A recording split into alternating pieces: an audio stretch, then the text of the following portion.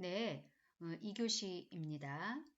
지난 1교시에는 스타니슬랍스키의 연기 방법론에서 상상력, 초목적, 신체적 행동법, 그리고 에뛰드에 대해서 간단하게 살펴봤어요. 자, 그럼 이번 시간에는 미카엘 체홉과 그의 연기 방법론에 대해서 알아볼게요. 미카엘 체홉은 러시아의 천재적인 연기자이자 연기 지도자였어요.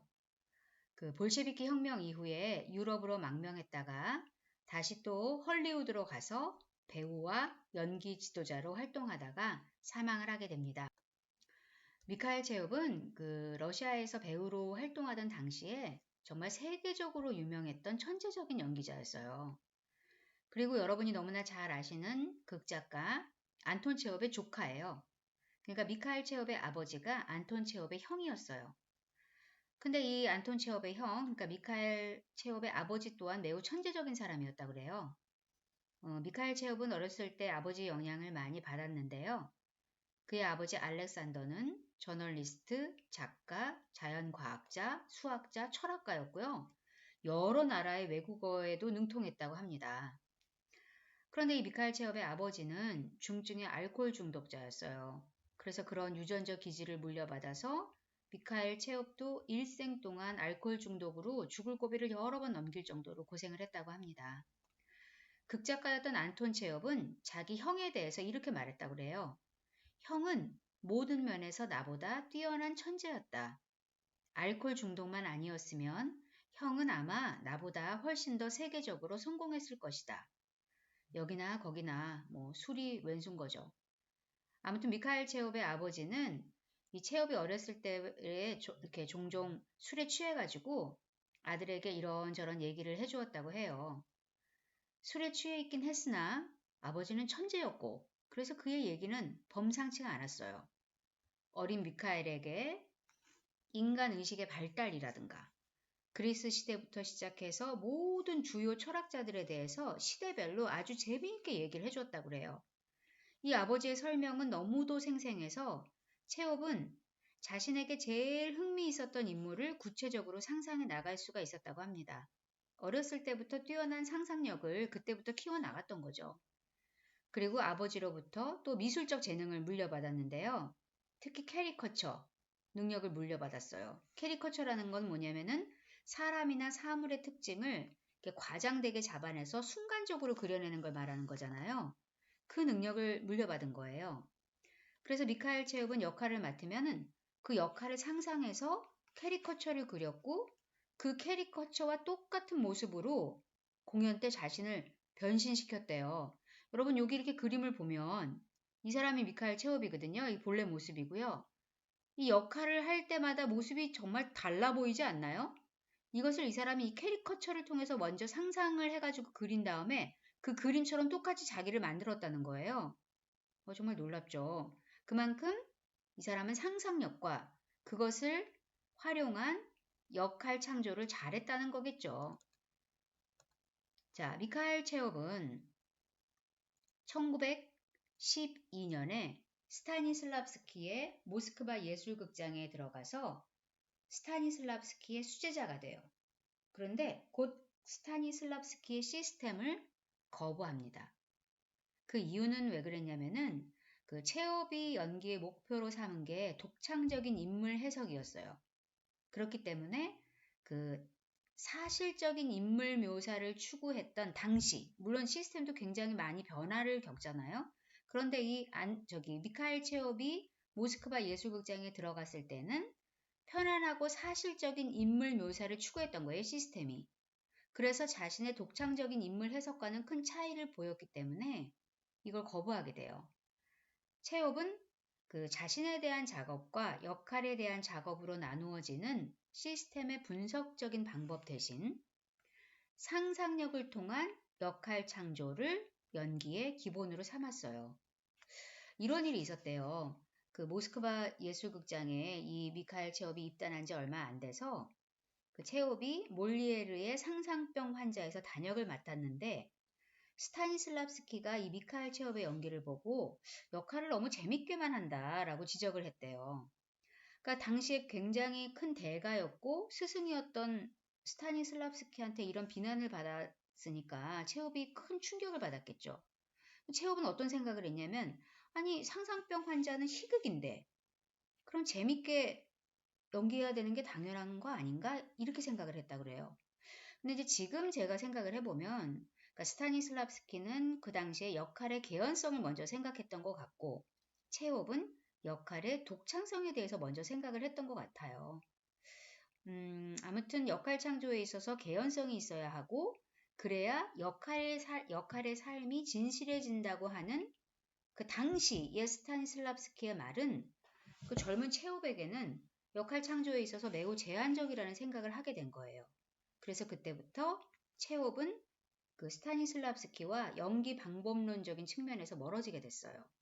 그러니까 미카엘 체홉은 그 당시에 배우의 자아를 강조하는 연기법을 거부한 거예요.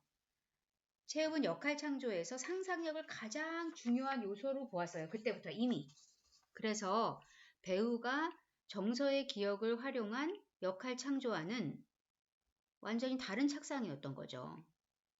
사실 미카엘 체홉이 모스크바 예술극장에 있었을 당시에는 그 스타니슬랍스키가 활용한 그러니까 스타니슬랍스키 시스템이 그 배우의 내면에서 먼저 불러일으켜지는 정서를 갖고 역할을 창조하는 것을 이렇게 중점을 두고 연습을 하던 시기였던 거죠. 그러니까 배우가 역할을 직접 체험하기 위해서 배우의 정서 기억을 활용해서 배우의 내면에 있는 여러 가지 감정들을 불러일으키는 연습을 하던 시기였던 거예요. 그때가. 그래서 미카엘 체홉은 쉽게 아니 뭐 그럴 필요가 있냐는 거예요. 배우가 불러일으키기도 힘들고 금방 고갈되기도 하는 배우 자신의 정서를 뭐 그렇게 기억하고 사용하느냐는 거예요. 역할에 대해서 그냥 바로 상상해버리면 되는데. 즉 상상을 해서 역할의 이미지를 만들고 그 이미지에 따라서 역할을 그냥 바로 창조하면 될 거 아니냐는 거죠. 근데 스타니슬랍스키도 나중에 배우의 신체적 행동법이라든가 여러 가지 이렇게 정서를 이끌어내는 여러 가지 방법을 모색했었다고 했잖아요. 근데 이제 그거는 나중 얘기고 그때는 그렇지 않았기 때문에 미카엘 체홉은 스승과 헤어진 거죠. 그러니까 미카엘 체홉은 그 자신이 워낙 뛰어난 배우였기 때문에 상상력을 활용하는 부분에서 훨씬 앞서갔던 거예요. 그러니까 미카엘 체홉은 그의 일생을 두고 이 상상력의 성취, 그리고 이것에 대한 활용, 이것을 연기 테크닉을 형성하는 가장 기본적인 것으로 상정을 해요.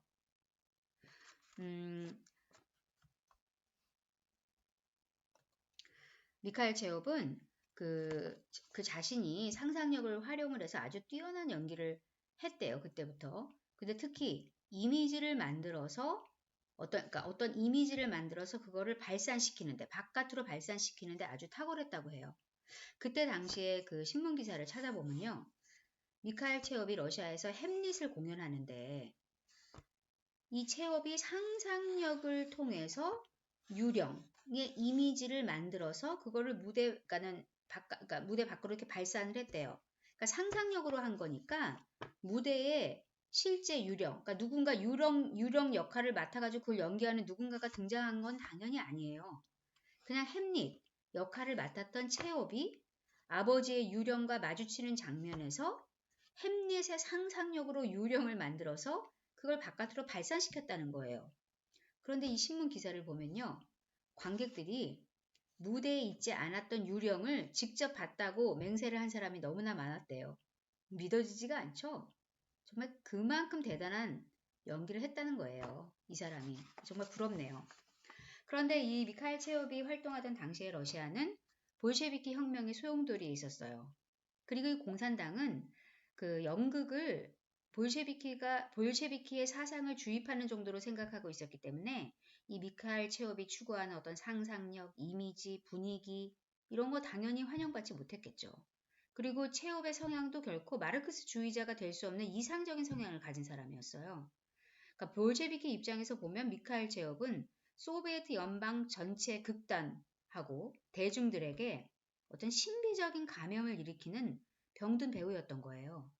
그래서 결국 체홉은 이걸 버티질 못하고 베를린으로 망명을 하게 돼요. 그래서 그 후 유럽에서 체홉 시어터 스튜디오라는 걸 세우고 그만의 연기 테크닉을 발전시키고 교육하게 됩니다. 그러다가 이제 제2차 세계대전이 되거든요. 그러니까 유럽이 위험하니까 미국으로 오게 되고 헐리우드에서 배우와 연기 지도자로 활동을 하다가 생을 마감하게 돼요. 아까도 제가 미카엘 체홉이 정말 천재적으로 뛰어난 배우였다고 했잖아요. 그런데 이 천재적인 배우가 유럽으로 망명한 뒤, 그리고 미국 헐리우드로 온 뒤에는 이렇다 할 연기를 보여주지는 않아요. 물론 헐리우드에서 나이가 든 다음에 몇 편의 영화에 출연하기는 했지만 그렇게 눈에 띄지는 않아요. 그 이유는 체홉은 너무나 완벽주의자였기 때문에 자신의 언어, 그러니까 러시아어가 아닌 독어나 영어가 완벽할 수가 없기 때문에 그 상태에서 무대에 설 수는 없다고 생각했고 완벽하지 않은 언어로 무대에 서는 자신을 용납하지 못했다고 해요. 그래서 헐리우드에서는 주로 연기자나 학생들을 가르치는 일을 했다고 합니다. 왠지 슬픈 이야기죠. 그리고 이 사람이 스스로 너무 연기를 잘했던 사람이니까 언어 때문에 자신의 연기가 그러니까 잘 못하는 것처럼 보이는 거를 받아들이기가 어려웠겠죠. 참, 시대를 어떻게 타고나느냐에 따라서 인간의 운명이 이렇게 달라지기도 하네요. 우리나라에서 미카엘 체홉의 연기 테크닉은 이 스타니슬랍스키처럼 잘 알려져 있지는 않아요. 하지만 그의 상상력을 활용한 연기 테크닉은 지금도 전 세계적으로 연기 훈련에서 활용되고 있고요. 매우 유용한 방법이에요. 그리고 이따 제가 3교시에 소개할 이 미카엘 체홉의 심리 제스처, 사이컬로지컬 제스처라는 거는 역할을 창조하는 데 아주 많은 도움을 주는 방법이에요. 이 심리 제스처 역시 상상을 활용한 방법입니다. 자, 미카엘 체홉은 이 상상력이란 배우의 내면에 머물고 있는 것이 아니라 객관적으로 존재하며 배우는 심리와 신체의 유기적인 결합을 통해서 그 상상의 세계와 소통을 해야 한다고 했어요. 상상의 세계와의 소통은 제가 왜 지난번에 소개한 미카엘 체홉이 이렇게 쭉 상상에 대해서 이렇게 써놓은 말이 있었죠. 그 이야기를 다시 한번 이렇게 살펴보시면 조금 도움이 될 거예요. 그러니까 체홉은 상상을 통해 역할의 이미지를 만들고 그것을 가시화해야 한다고 했어요. 그러니까 이미지를 만들고 그거를 이렇게 눈에 보이게 가시화해야 된다는 거죠. 그 과정에 대해서 체홉은 이렇게 말하고 있어요. 자, 요 슬라이드에 있는 걸 한번 잘 보세요. 대부분의 경우에는 이미지의 대략적인 윤곽은 대본을 처음 읽었을 때 불현듯 배우의 마음에 일어나게 된다. 그리고 나서 그 이미지는 한동안 사라지게 되고 배우는 이미지의 여러 요소들을 결합시키면서 열심히 찾는다. 마지막으로 그 이미지가 다시 나타나서 그때부터는 영원히 배우의 것이 되는 것이다. 여기서 중요한 것은 사라졌던 이미지를 찾는 동안 부정적인 생각과 침체가 동반된다는 것이다. 배우에게는 여기에 굴복하고 싶은 유혹이 무척 강하게 작용하지만 이 기간 동안 마음을 기분 좋게 유지하는 것이 무엇보다도 중요하다. 침체가 굳어지면 고통스럽게 시간만 끌게 될 뿐만 아니라 맥을 놓치게 된다. 자, 이 얘기는 배우가 이 상상력을 통해서 이미지를 만드는 과정에 대해서 잘 설명해 주고 있어요. 이렇게 계속 반복하면 역할의 정당성에 맞는 이미지를 만들고 그것을 가시화시킬 수 있다는 거예요. 그러니까 어떻게 보면 복잡한 분석의 과정을 생략하고 단순하게 역할에게 다가갈 수 있는 방법이라는 거죠. 그런데 또 여러분이 지금 느꼈겠지만 이게 생각보다 쉽지는 않아요. 아니 내가 이미지를 상상하고 싶어도 잘 안 되면 어떡해요? 상상력이 유난히 없는 배우들도 꽤 많아요. 그럴 땐 또 우리가 그 스타니슬랍스키의 방법을 써야겠죠. 그 스타니슬랍스키 연기 방법론에는 배우가 극중 인물의 개연성을 부여하는 논리적인 방법들이 좀 있잖아요. 그럼 또 이쯤에서 이게 결국 뭔가요? 제가 말하다 보니까 또 다 알아야 된다는 거네요. 배우가 제대로 연기하는 것은 참 어렵네요. 이 타고난 사람은 타고난 사람대로, 노력해야 하는 사람은 노력해야 하는 사람대로 참 어렵네요. 그리고 이게 제가 이게 스타니슬랍스키든 미카엘 체홉이든 그 누구든 그 사람들이 연구한 방대한 엄청나게 많은 시간에 걸쳐서 이게 말한 이 방대한 연기법을 제가 이렇게 말로만 설명하려니까 저도 이게 더 어렵게 느껴지면서 문득 이게 다 무슨 의미인가 갑자기 부질없게 느껴지면서 노트북을 내던지고 싶은 욱 하는 마음이 듭니다. 제가 매 순간. 그러나 아까 위에서 이 체홉이 부정적인 생각과 침체가 동반되고 여기에 굴복하고 싶은 유혹이 무척 강하게 작용하더라도 마음을 기분 좋게 유지하는 것이 중요하다 라는 말을 제가 깊이 새기면서 심호흡을 하고 다시 수업의 내용으로 돌아와서 자, 체홉은 상상력을 중요시했는데 중요시했다기보다 우선시한 거죠. 모든 연기 방법론을 얘기한 사람은 다 상상력을 중요하다고 했어요. 스타니슬랍스키도 마찬가지고요.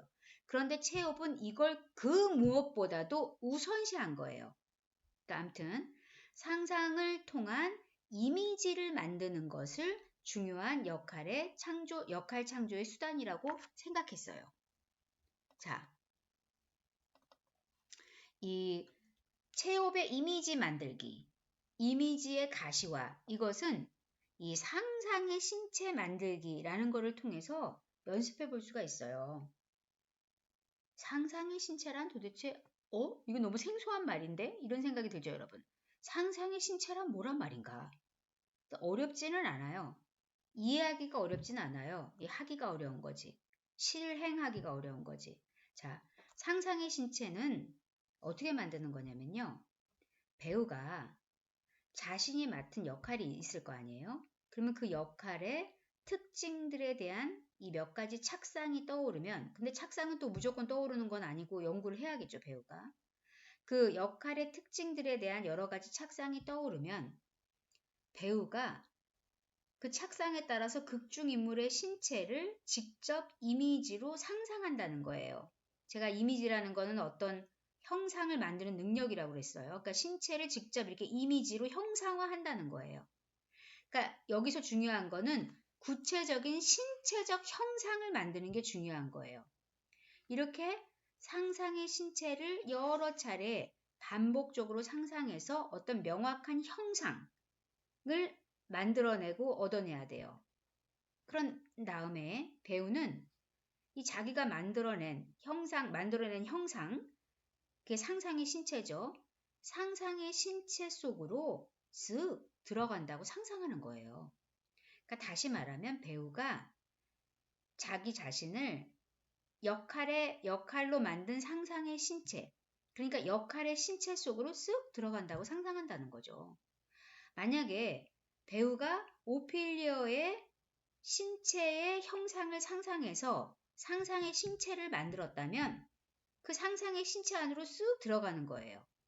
그래서 쓱 들어가서 이 움직이는데 만약에 내가 팔을 움직인다. 그러면은 내 팔이 오피리어의 신체, 상상의 신체 안으로 들어간 거니까 내 팔이 오피리어 팔 안에서 움직이는 거죠. 그러니까 더 쉽게 얘기하면 배우가 오피리어의 상상의 신체 안으로 들어가서 오피리어의 팔을 이렇게 들어 올리는 거예요. 만약에 이런 상상을 배우가 명확하게 할 수 있다면 극중 인물의 신체를 금방 얻을 수 있겠죠. 그리고 그 신체로 움직이니까 극중 인물의 행동, 그 행동에 따른 감정, 이런 거를 쉽게 발견하고 신체적 표현 방법까지도 쉽게 발견한다는 거예요. 그래서 배우의 신체는 점차 극중 인물의 특징과 구체적인 동작을 익혀간다는 거죠.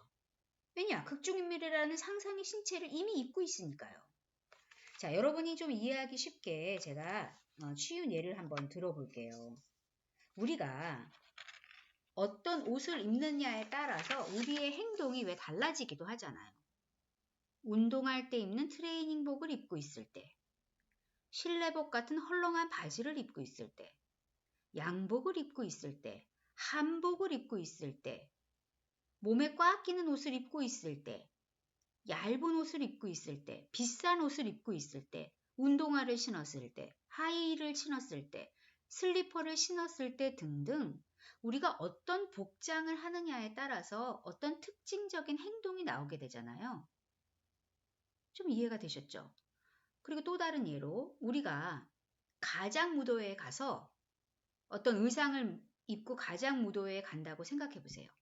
그러면 그 가장 무도회에서 그 가장 의상을 입는 것처럼 극중 인물이라는 의상을 입었다고 상상하는 것도 쉽게 이 상상의 신체를 이해할 수 있는 방법인 거예요. 그러니까 가장 무도회에서 로미오 옷을 입었다면 왠지 로미오가 된 것 같은, 줄리엣 옷을 입었다면 왠지 줄리엣이 된 것 같은, 슈퍼맨의 옷을 입었다면 왠지 슈퍼맨이 된 것 같은 느낌을 가질 수가 있잖아요.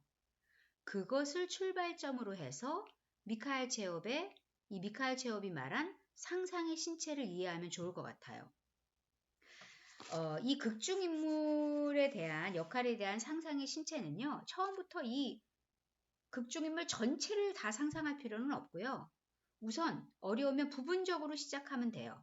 그러니까 뭐 극중인물의 팔, 극중인물의 배, 극중인물의 다리 이런 것들로 시작해서 이것을 통합하면 되는 거예요. 예를 들면 굉장히 탐욕스럽고 어떤 탐욕스러운 인물이다.